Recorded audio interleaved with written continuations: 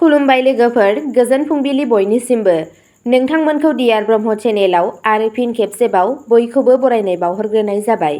आं दिनै नोंथांमोननि सिगाङाव आरोबाव माखासे खौरां लानानै फैबावलायबाय। आसा खालामो नोंथांमोनहा खौरांखौ खोनासंनानै मोजां मोनगोन।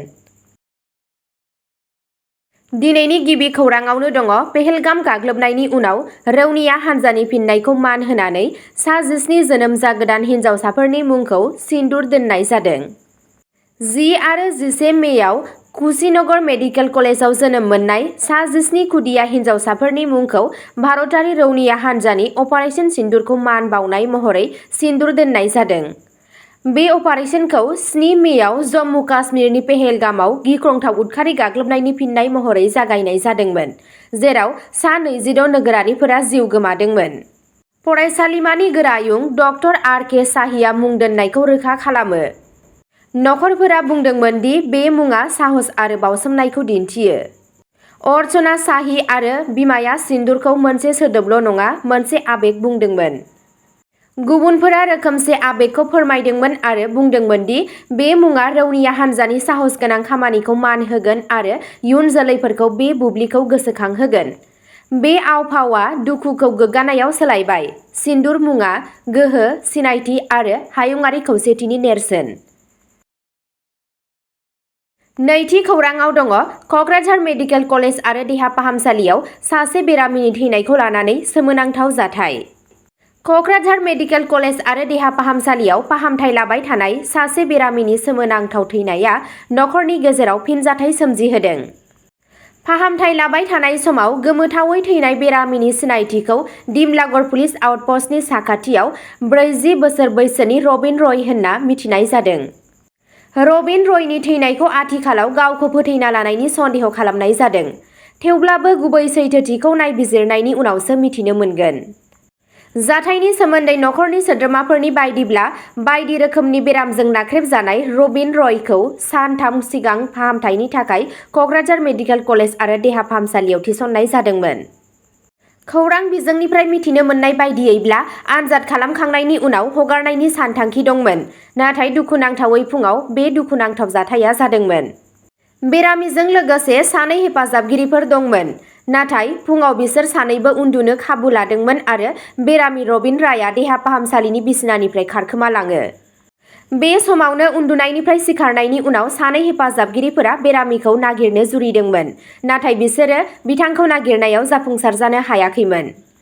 फाहामथाय ओनसोलाव गोमानाय बेरामिखौ लानानै दावराव-दावसि जादोंमोन आरो जोबथारनायाव रबिन रायखौ देहा फाहामसालिनि गाहायाव गोब्राब थासारियाव मोननाय जादोंमोन, नाथाय दसे उनाव बिथाङा जिउ गोमायो। दायो नायबिजिरनाया सोलिगासिनो दं। थामथि खौराङाव दङ नंखाय जादुगरनि लुबैनायनि बोलि जानाय 9 थाखोनि फरायसा। 10 मे खालि सिडली पुलिस थानानि सिङाव थानाय बामुनगाव दत्तपुर ओनसोलाव सासे उन्दै गथ'सानि सायाव आथोनारि गाग्लोबनायनि जाथाय जादोंमोन। बे खेबाव गुबुन सासे सेंग्राया सासे नंखाय फाहामग्रानि लुबैनायनि बोलि जानांदोंमोन। अजित हेम्ब्रम, सासे नंखाय कबिराज हार्बेल फाहामग्रानि सायाव कबिराजि फाहामथायनि दिन्थिनानै 9 थि थाखोआव फरायनाय सासे फरायसाखौ आथोनारि गाग्लोबनायनि अजद होनाय जादों। गाग्लोबजाग्रानि बिगोमाफोरा 11 मेयाव सिडली पुलिस थानायाव मोनसे गसर थिसनदोंमोन। दाखिल खालामनाय अजदनि सायाव बिथा खालामनानै सिडली पुलिस थानानि बिबानगिरि पद्मपानि बराया मोनसे अपारेशन जागायदों आरो दायनिगिरि अजित हेम्ब्रमखौ बामुनगाव दत्तपुर ओनसोलनिफ्राय खानायनि उनाव नायबिजिरनाय हाबाफारिखौ सोलिगासिनो दं। ब्रैथि खौराङाव दङ चिराङाव 25 लाख रां बेसेननि सिखावै दैथायहरजानाय बार्मिज सिगुन बुट जब्द खालामदों, नायबिजिरनाय जागायदों। दंफां सिखावफोरनि हेंथायै मोनसे मख'जाथाव राहा लानानै सिडली पुलिस आरो चिरां हाग्रा बिफाननि मावख'गिरिफोरा आयेन बेरेखा दंफां रोगाग्रा 10 साखा गोनां कन्टेनारखौ होबथानो हेफाजाब होयो। बे अपारेशना सिडली पुलिस थानानि सिङाव माहारियारि राजालामा 27 नि कचिक'त्रानि खाथियाव मैया हर गेजेराव जादोंमोन। टि इन्टेलिजेन्सनि सायाव बिथा खालामनानै हानजाया उत्तर प्रदेश रेबथुमनाय नम्बर UP 21AN7131 जों लोगोसे मोनसे कन्टेनारखौ हमनो हायो। सिङाव मावख'आरिफोरा गोबां बिबांनि बेसेन गोसा बार्मिज सिगुन दंफां नागिरना दिहुनदोंमोन, जायनि बेसेना 25 लाख रांसो जागोन। दंफांखौ गोनांथार फोरमान बिलाइ गैयाजासे दैथायहरनाय जायोमोन। बिबानगिरिफोरा बेनि आयदाफोरजों लोगोसे कन्टेनारखौ जब्द खालामदोंमोन। दंफांनि गुदि आरो थावनिखौ थि खालामनो थाखाय आथिखालाव मोनसे नायबिजिरनाया सोलिगासिनो दं। बे समसिम जेबो रोखा फोरमायथि मोननाय जायाखै, नाथाय मावख'आरिफोरा बे रायजो गेजेरारि सिखाव फालांगि अपारेसननि थाखाय बिबान गोनां नेटवार्कखौ दिन्थिफुंनो सांग्राङै खामानि मावगासिनो दं। बाथि खौराङाव दङ आसाम पुलिसआ रौनिया हान्जानि हेफाजाबाव सा 19 बिग्रायारिफोरखौ खादों आरो सा सानजायाव मोनसे मैहुर खालामग्रा आस्थामखौ फोजोबस्रांदों। 5 मेनिफ्राय 12 मेसिम मणिपुराव सप्तासे गोलाव जथाय अपारेसनाव सा 19 बिग्रायारिफोरखौ खानाय जादोंमोन आरो गोबां बिबांनि हाथियार आरो बेरफ्रुग्रा बेसादफोर बोखांनो हादोंमोन।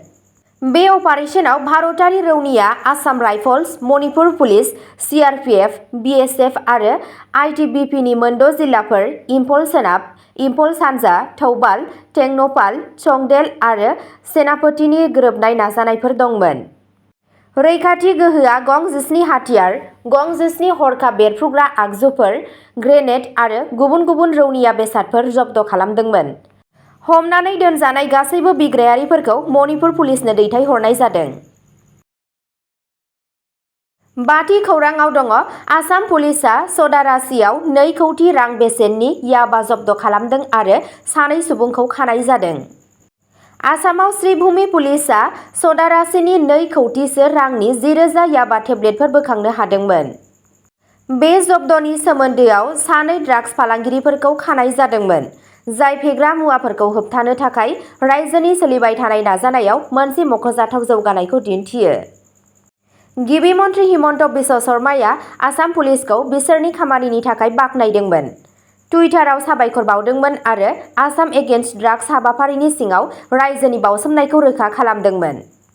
गिबि मन्थ्रि हिमन्त बिश्व शर्मानि बायदिब्ला थांनाय सप्तायाव आसाम पुलिसआ काछार जिल्लायाव 4.5 कौटि रांनि ड्राग्सजों लोगोसे 2 सुबुंखौ हमदोंमोन। बे खानायफोरा सिलचरनि सालसाप्रायाव जादोंमोन, जेराव बिसोरनिफ्राय गासै 847 ग्राम हेर'इन आरो 4.035 किल'ग्राम आफिंखौ जब्द खालामनाय जादोंमोन होनना खौराङाव फोरमायनायखौ मिथिनो मोननाय जादों। स्निथि खौराङाव दङ गुवाहाटीआव राजधानी एक्सप्रेसनिफ्राय 22 किल'ग्रामनिबो बांसिन गान्जा जब्द आरो 2 सुबुंखौ खानाय जादों। गुवाहाटी रेलवे पुलिसआ 12 मेआव गुवाहाटी रेलवे स्टेशनाव गोदान दिल्ली राजधानी एक्सप्रेसआव सिग्रोमनाय हाबाफारिनि गेजेरजों 22.5 किल'ग्रामसो सन्देह गोनां गान्जाखौ जब्द खालामनाय जादोंमोन।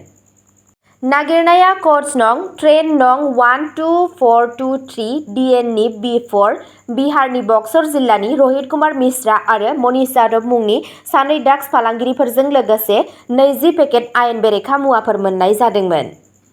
पुलिसआ बुद्धि खौरांनि सायाव बिथा खालामनानै थाबैनो फिन्नाय होदोंमोन आरो मोनसे सरासनस्रा नायदिंनाय समाव सन्देह गोनांफोरखौ खादोंमोन। मावख'आरिफोरा बुंदोंमोन दि जब्द खालामजानाय बेसादखौ गान्जा होनना फोथायनाय जायो आरो बेखौ आरोबाव फरेनसिक आनजादनि थाखाय दैथायहरनाय जादों।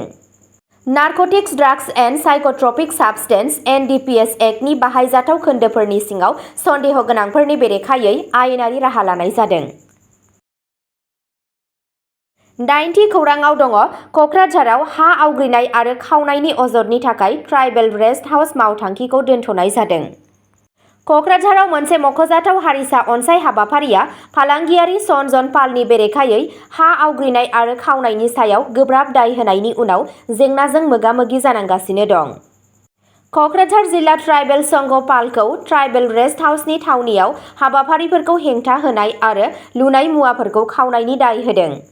आद्रा थानाय न'नि थाखाय हा, जेराव 2 बिघा, 2 खथा आरो 15 लेसाफोर दंमोन, बेखौ मावख'आरि महरै BTC सोरखारा 13 नबेम्बर 2024 खालि पथरघाटआव 2 कौटि रांनि मोनसे मावथांखिनि थाखाय रानदोंमोन। ट्राइबेल संघनि नायदिंनायाव लुनाया जागायखाबायमोन। ट्राइबेल संघनि आफादगिरि अनिल वारिया बुंदोंमोन दि पालआ आयेन बेरेखायै थावनियाव हाबदोंमोन आरो बेसादफोरखौ बोखारदोंमोन, जेराव रेलिं, ग्रिल, दरजा आरो खिरखिफोर बायदि दोरोङारि न'फोरनि बाहागोफोर दंमोन। क'क्राझार पुलिस थानायाव मोनसे रिपर्ट गथायनाय जादोंमोन आरो उनाव पुलिसआ पालनि न'आव खावनाय बेसादफोरखौ मिथिनो मोनो। बबेखानि ट्राइबेल संघआ दुखु फोरमायदोंमोन दि पालखौ खानाय जायाखै आरो दासिमबो उदाङै गिदिंगासिनो दं। बिथांमोनहा सन्देह खालामदों दि बिथाङा मोनसे गिदिर हा माफियाजों सोमोन्दो थानो हागौ आरो राजखान्थियारि हाबा मावख'आरि सोमोन्दोजों रैखाथि होजानो हागौ। हारिसायारि सुबुं समाजा रावबो बायजोआरि सुबुंखौ जोंनि हाखौ बोलो नारसिननानै एबा थगायनानै लानो गनायथि होनाय नङा, वारिआ गोख्रों राहा लानो दाबि दैखांदोंमोन। संघआ आबुं नायबिजिरनो खावलायदोंमोन आरो सांग्रांथि होदोंमोन दि बिबानगिरिफोरनिफ्राय सिरि थानाया बेबादि गोबां आयेन बेरेखा हाबाफोर सोमजिहोनो हागौ। बे जाथाया ओनसोलाव थागिबिसाफोरनि हानि मोनथाय आरो मोजां आयेन बाहायनायनि सायाव गुवार जिंगा सिखांहोदों। अब्ला दिनैनि खौरांआ एसेनोसै। नोंथांमोनहा जुदि सोरबाफोर सानसेनि फानजामुथि नायनानै मोजां मोनो, अब्ला स्क्रिनाव होनाय चेनेल बड' इनफ' पइन्टआव थांनानै नायहैनो हागोन। चेनेलनि लिंकखौ डिस्क्रिप्शनावनो होनाय जादों। गोजोन्थों।